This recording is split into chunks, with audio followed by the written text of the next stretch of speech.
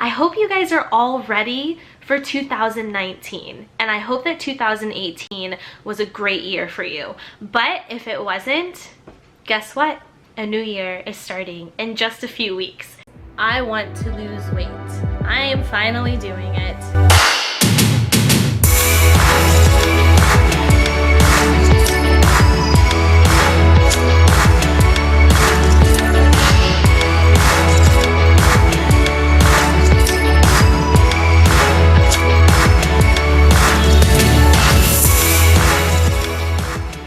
Goalie Squad, welcome back to 70 Pounds of Life, my weight loss journey to lose some weight. My name's Marissa Dawn, and I am down 90 pounds since starting my weight loss journey. And I have learned through my weight loss journey how important self-love is. A lot of people don't associate the two. In fact, they feel that going on a weight loss journey is kind of, or could be seen as the opposite of self-love. But for me personally, I combine self-love and my weight loss journey, and I go through my weight loss journey while giving myself a lot of self-love and learning about self-love.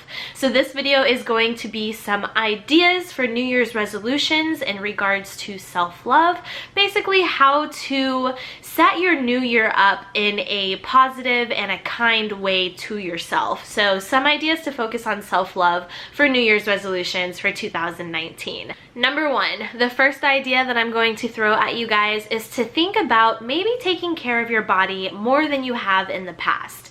Adding in some nutrient-dense food that's going to be great for your mind and your body. Maybe adding in some movement, get some endorphins going. When I first started my weight loss journey, I hated exercise and I looked at it in a negative light. So for me, movement equaled negative experiences for me. But it doesn't have to be that way for you. You can do something that you enjoy doing, even if it's just going for a walk, getting your body moving, getting out into some fresh air. You'll be surprised at how much just being outside and getting some endorphins flowing will make you feel a lot better, not only about yourself, but just your outlook and your energy. Endorphins are real. I can attest to that. Number two, journaling. This is a great way to build a relationship with yourself. I personally started journaling about a year into my weight loss journey about self-love, and it has been extremely helpful. Just in the past few months of 2018, I have been making it a habit to wake up in the morning and write in my journal. And it's basically a really, really great way for me to get my thoughts down on paper, and I can go back and reflect on those thoughts later and kind of make sense of them. You can also follow self-love prompts. You can find a bunch of self-love prompts online and you can start implementing those in your daily life. A lot of them are meant to be written in a journal, so you can definitely do that in your journal. But also, I have to throw it out there, guys, I just finished writing my own personal fitness/self-love journal, and there are weekly self-love prompts throughout the journal. It's a 90-day journal, so I will link it down below in the description if you guys want to check that out. Number three, clean up your social media. And what I mean by this is, how many people are you following that when they post something, it makes you feel bad about yourself? You're comparing your body or your state of mind to them. Yes, they can be inspirational, but also there's a fine line between inspirational and comparison. So go through your social media, and if you're following anybody that makes you feel any type of negative feelings towards yourself, just click the unfollow button. You don't have to see that. You can find other people to follow who are more like you, have similar bodies as you, who are in a similar mindset as you, that you can learn and grow from. So I just think that it's really important that you're not following people that are making you feel bad about yourself, because we're on social media so much, and without even thinking about it, we can scroll through and see a post and automatically think, oh, I wish I looked like that, or she's perfect. And you don't even think about it. It just happens as you're scrolling through. So a great way to start working on self-love and how you feel about yourself is to stop following the people who subconsciously make you feel negatively about yourself. Number 4, this is something that I did over the past few months, the last few months of 2018, and that is removing energy vampires. If you don't know what an energy vampire is, that's basically someone who it sucks all of your energy to be around. So it can be something as simple as you have a friend and whenever you go out, they're constantly talking about themselves and what they're dealing with, and they don't take a moment to even acknowledge you to see how you're doing or what you've been dealing with. These are energy vampires. An energy vampire can also be someone who just makes you feel not that great once you're done interacting with them. And if you have anybody like this in your life, it is okay and it is not selfish to draw back and either one, just eliminate the time that you spend with them, or 2, limit the amount of time that you're spending with somebody. It is possible for a member of your family to be an energy vampire. And I'm not saying cut off ties with your family and your loved ones, but maybe limit the amount of time that you're spending with them. Number 5, forget about yesterday. This is such a huge thing for me.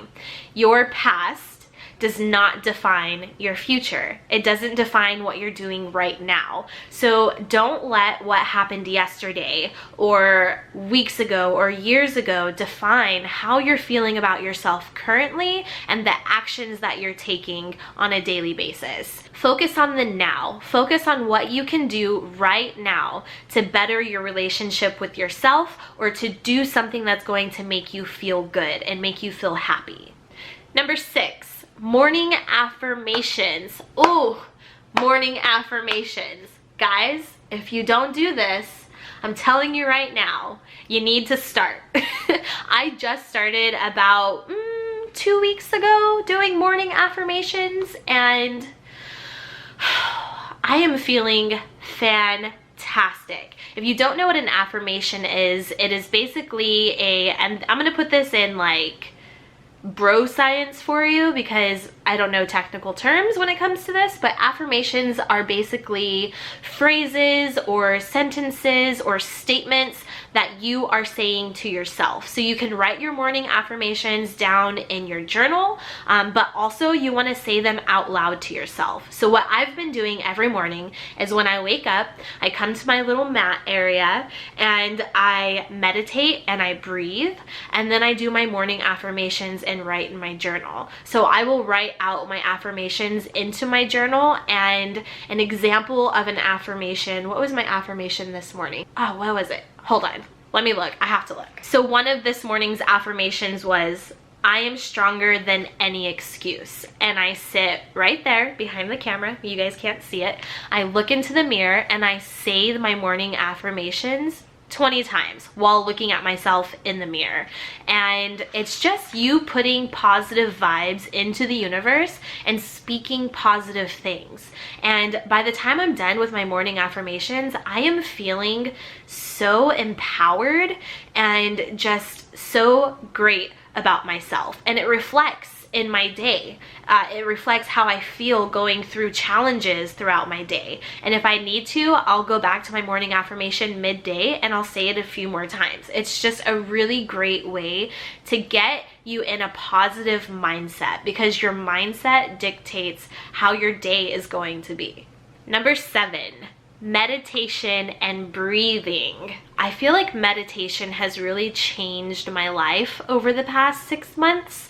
And when I first started meditating, I had it in my head that I needed to like sit with my legs crossed and like do this with my hands and have like serene music and like some incense burning. But no, that's not the case. Sometimes I just lay in my bed and I meditate. There's no wrong way to meditate, and it doesn't have to be perfect and it doesn't have to be pretty. If you are on the train going to work in the morning, sit there and meditate. Just close your eyes gently, or just find a spot on the floor to stare at and just go through breathing. Focus on your breathing. So meditating and breathing. For me, whenever I'm feeling stressed or I have any type of anxiety building up, I will stop what I'm doing and I'll just breathe and I'll focus on my breathing, and it brings me back to my center. And it's a really great way to kind of stay calm and avoid having